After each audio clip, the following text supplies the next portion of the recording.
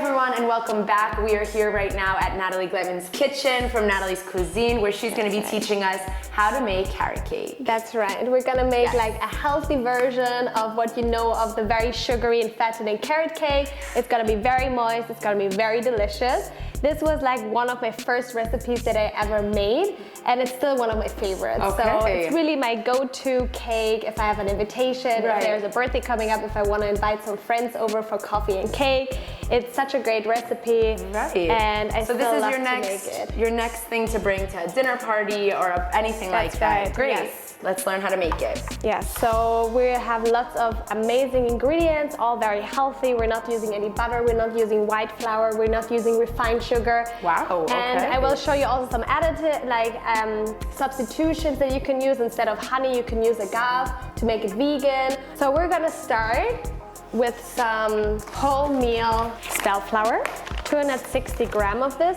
Usually I'm not very specific about measurements, but when it comes to baking, I try to be quite precise, just because the consistency needs to be right. Right. So with entrees and cooking and stuff like that, frying and whatever, you could put what you want, but when it comes to baking and more of the good sweet stuff, let's keep it precise. Yes, exactly. Yes. I first add all of the dry ingredients to mix it up, because once the liquid is in, it's hard for the dry ingredients to really mix well together. So we're gonna add some cinnamon, like a teaspoon more or less. We're gonna add some vanilla powder, and we're gonna add some baking powder, like 20 grams. Almost. So a little over 2 teaspoons, basically. Yeah, basically. 20 grams, okay. And then we're gonna mix it up already a little bit. And then we're gonna grate the carrots. So I'm grating now the carrots immediately into the mixture here. I usually use about 2 to 3 carrots. This is the only ingredient in the recipe that you don't have to be too precise with, but it should be no more than that, because otherwise it's gonna get too carroty, and we still wanna have some of the other tasty ingredients. So no more than 3? No more than 3.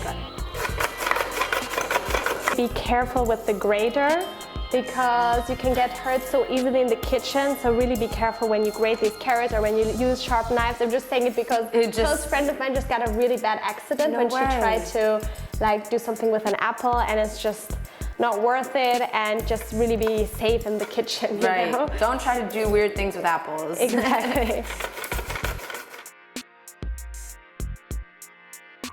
Okay, Natalie, we grated the carrots. Now what's the next step? Exactly, we grated the carrots. Now we're gonna mix it up a little bit in here, just so everything is distributed equally. And then we're gonna now melt the coconut oil. We need 250 grams. So it's pretty hard, so we need it melted. So what I'm gonna do is to just put it in this glass, and then in the microwave is just the fastest and easiest way to melt it. And then we're gonna put it to the rest of the ingredients. So we're covering up the carrots with all the dry ingredients that are already in it, then dropping in the coconut oil.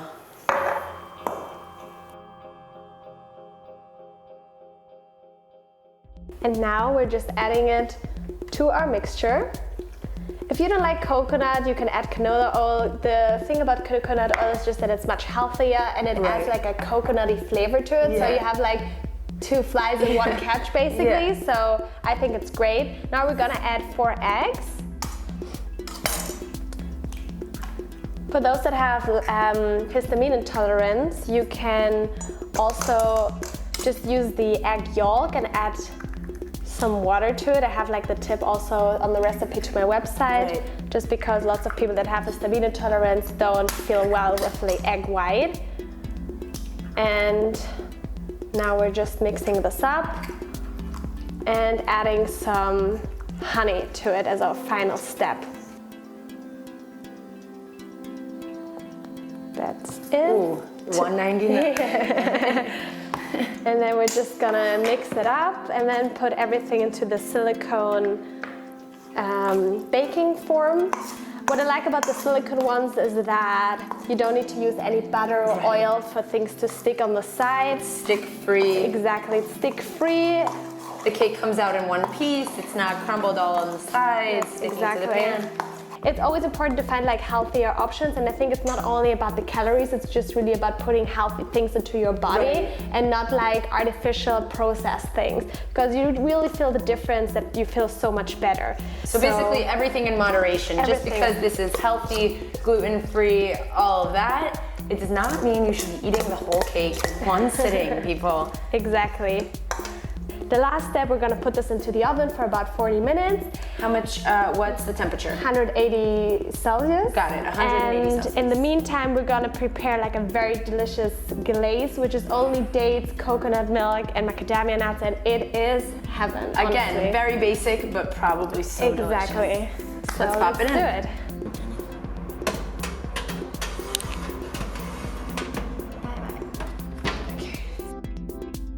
Okay, so while the carrot cake is baking, we are going to focus on the glaze. Yes, so we're gonna make this really delicious glaze. It's only gonna be dates, macadamia nuts, some coconut milk. We're gonna mix it up in the blender, cool it a little bit while the cake is finished baking, and then we're gonna glaze it on top, sprinkle some coconut flakes, and that's it.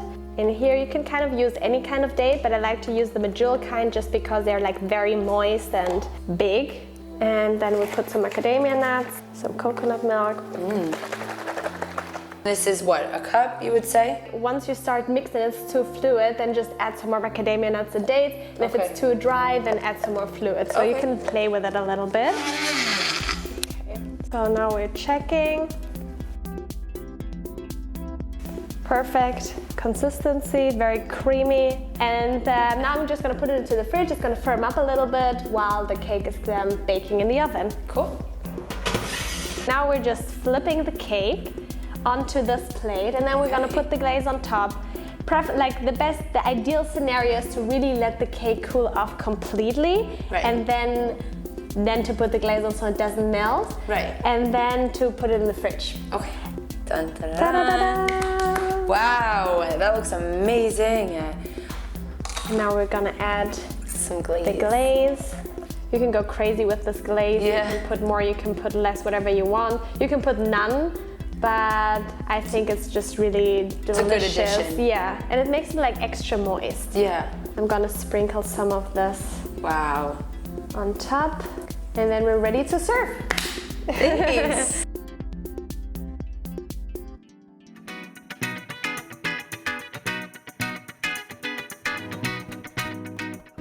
Welcome back, everybody. We are back in Natalie Gleitman's kitchen of Natalie's Cuisine, where today she's going to be teaching us how to make sweet potato pumpkin gnocchi. Yes. I'm so happy you came back. I'm really excited about this dish. Yes, me too. It sounds complicated, but it's really, really easy, and everybody loves gnocchi. It's great for kids, for a big family. I love gnocchi. It's such a to-go recipe, and you don't need to be scared after I show you how it works to do it at home. Exactly. Yes. So what I did is that I have here sweet potato and pumpkin. Okay. And I already pre-steamed it and cooled it off, so everything goes a little bit quicker now, but it's very simple. Everybody knows how to steam sweet potato and pumpkin, so I just already steamed it, and now it's cool, so we can mash it nicely with our hands without getting our hands burned. So I'm just gonna place everything into this bowl. So this is our first step. This is the first step. First is to steam it, let it cool, and put it in the bowl. And then we're just gonna mash it. I'm gonna give you this, and I'll take another fork. And now it's also very easy to mash up. So you can even over steam it basically, so it's extra soft, so it just makes it easier to mash it afterwards. So this is spelt flour. Spelt flour does contain gluten, but if you have histamine intolerance, you can eat it absolutely great. So we're just gonna place this in here. I'm gonna add a little bit of salt, just a dash. You can always add salt later. I'm not a huge fan of using too much salt from the beginning, just because it's not that healthy, and you can always add more. And this is just some nutmeg. Also, it's like very strong in taste, so you don't need a lot. So just sprinkle both on. Just sprinkle a little bit on top. And now we're gonna get our hands dirty. I love working with my hands. This is my favorite kind of cooking. So now we have a nice ball of dough. So it's quite sticky, but it's doughy. So we're gonna start cutting this into gnocchi. So So how it works, you're gonna help me here. We're gonna take a very generous amount of flour. We're gonna separate the dough that into we have. four different pieces because we're gonna roll it out. So it's just a matter of space. My counter is not that long that we can make such a huge roll. So what we do is just roll this into snake. And you know how big gnocchis are. So then we're gonna cut like this. And then we're gonna place them on this sheet without touching each other so they don't stick together. And these are basically already our gnocchis. Now it's just a matter for them to firm up a little in the fridge. And you can find the whole recipe also on my blog on nataliescuisine.com. Check it out, people. And it's just really such a great dish to make also for like a big amount, large party, when you invite friends, when there is a birthday, also when you have kids. It's such a great recipe. It's also kosher. So, and you don't stand in the kitchen for like 2 hours all together with the sauce, with the steaming, with everything. Maybe that's like a 1 hour recipe, and it's so worth it because nothing tastes better than just making your own food. And now we're just gonna put them in the fridge to firm up for about 20 to 30 minutes. Okay. So we're gonna make a pepper sauce in the meantime. Okay. Since I cannot eat tomatoes due to my histamine intolerance, I make pepper sauce, which is honestly so delicious. Even if you don't have histamine intolerance, you will love this. What you just have to do is like cut up, in this case, peppers, in any other case, whatever vegetable you want. You add like, let's say, half of a potato. You put everything into the pot. We're gonna sweat it for a few minutes. And we're gonna add vegetable broth until it's just covered. Then we wait until, we let it like simmer and cook until the vegetables get soft. It's gonna be blended up in the mixer, and then we have a sauce. So this works with any vegetable. So today we're gonna do it with peppers. The smaller those pieces, the quicker they get soft. What I always do, I try to make this sauce or like another vegetable sauce on the weekend because it only takes like 20 to 30 minutes to prepare, and then I'll freeze it in portions. There's no need to not eat delicious food just because you want to eat healthy. Like you can still eat pasta, you can still eat gnocchi, you can even still eat schnitzel, but there are like healthier ways to do it. There are great substitutions. First start is to making it yourself instead of buying something finished. And the second step is to try to substitute like white flour with like a whole spelt flour or like any gluten-free option, and not to use any like butter or cream, but to use very like natural ingredients. You also stay a lot away from using too much oil. You use a lot of coconut oil, right? Exactly, I use coconut oil, I use olive oil. I try to stay away from any like oil that has no real vitamins. And I try to use oil only when needed. So I don't need to fry anything in olive oil because when you heat up olive oil too much, it just loses all of the vitamins. So there's no point in using fat when you don't get all the vitamins and minerals from it. So I only use it once I already cooked something and I add it, and then I can really get all the vitamins out of it. So now we're gonna go to the stove and start cooking this. Let's do it. I always leave like these white bits of the pepper on. I just take out the seeds because this has actually most of the vitamins. So most people really cut it off to the last bit. So really leave it on because first of all, it doesn't really taste like anything, but it has so many vitamins, so you can leave it on. Now we are just kind of sweating them a little bit on, and you will see like it will get like a really nice smell. Just be careful, we're not using any oil, so just be careful to not burn it and use like a low to medium temperature. And the potatoes you put in to make it a little bit thicker, more consistent, right? Yeah, so you don't have to add it. Because you don't put too much, it's just to like have it there. Just to bind the sauce a little bit more, it makes it like a little bit more creamy, but it's definitely not a must. So now we're just adding enough to literally cover it. And we can like turn up the heat a little bit. Okay. And then you see like now it's perfectly covered. We're gonna add some like vegetable broth powder. Just a little seasoning. Exactly. We can just let them simmer and cook until they're soft or more. And in the meantime, we're gonna do the gnocchi because we wanna be time efficient as well. So we're doing things at the same time. So we're gonna carefully drop the gnocchi in here. You have to be like quite quick about it because it's stressful when some of them are rising up already and the others not. So you see that we're coming together, and you can touch them a little. Be careful, it's hot. That they're like they have this gooey consistency now. So we're gonna like drain them here a little bit. In the meantime, our peppers are soft. So I turned off the heat, and we're gonna put it into this blender. You can use like any kind of blender, and then we have our sauce. This will be all good. Okay, so we have the sauce, we have the gnocchi, and now we're ready to Serve. yeah. I love to serve it with some fresh basil, and if you want some mozzarella cheese, whatever your heart desires, I think mozzarella fits the best.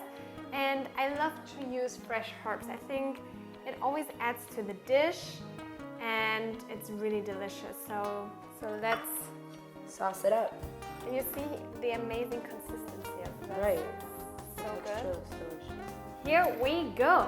Thank you so much. Thank you for coming. Thanks.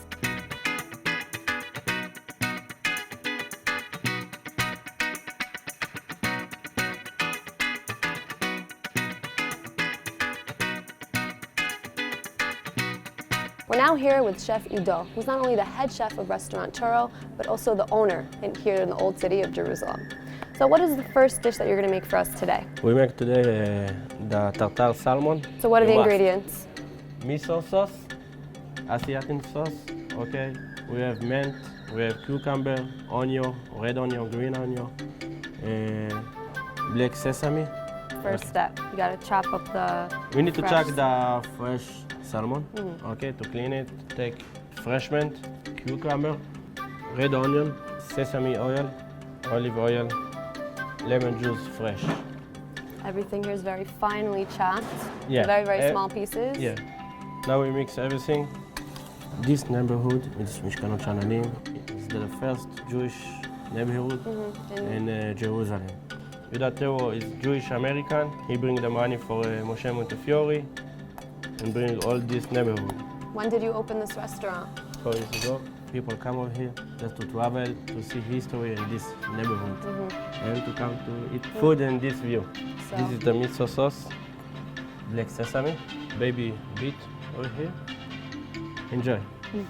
So this dish is pretty easy to make. It took us a couple of minutes. It's beautifully presented, it's healthy. Tell us about the style of food you have at this restaurant. All the fish, all the meat, everything must to be over here fresh, all the vegetable. A big collection of wine over here. Here in Touro, we are chef kitchen. We have a little bit from everywhere, a little from Asian, a little from Italy. We have So not specific to one. no, it's a one fusion. region. Okay, dish number 2. What's on the menu? Endive salad. Endive salad? Yeah. Okay. What is the first step to make the salad? We put a leche inside, cut with the hand, with not knife. Okay, it's important. Arugula, celery, green onion, apple. A green apple adds some sourness to it. Yeah, we have nuts. Pastel with honey. Everything's with the hands. Yeah. In green salad, you must use your hands. Like this, and the salad stand like beautiful. Take black quinoa, salt, olive oil, lemon juice, fresh too. And we put points of quinoa on top. So now that we made the food that's on the starter menu, the simple dishes, why don't we go inside the kitchen and make some real food? Let's make food. Let's go. Let's make a fish. Okay. Okay, we have a sea bass fish. Again, fresh. We put salt, pepper, put a little bit oil, and we start. Okay? We start from the side with the skin. Yeah. We put it something like 1-2 minutes each side, and after I put it in the oven. All the green vegetable you need to boil in water. After the water, it needs to go to ice water. Oh, that's a The nice same trick. about the color. To okay? preserve the color? Yeah. Okay. Now we take mashed eggplant. We take the fish outside and we put it on the oven. Now it's half ready. Half ready, yeah.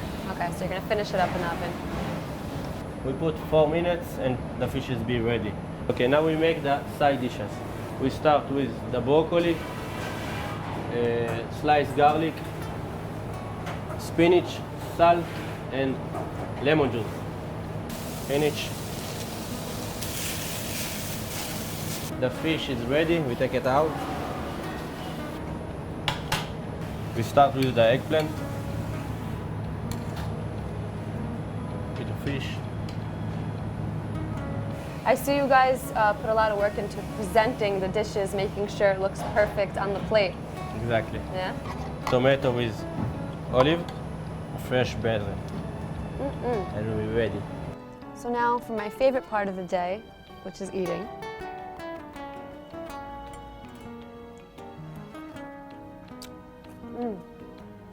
Could really taste the freshness. Raw fish is my absolute favorite. And my bite, lettuce.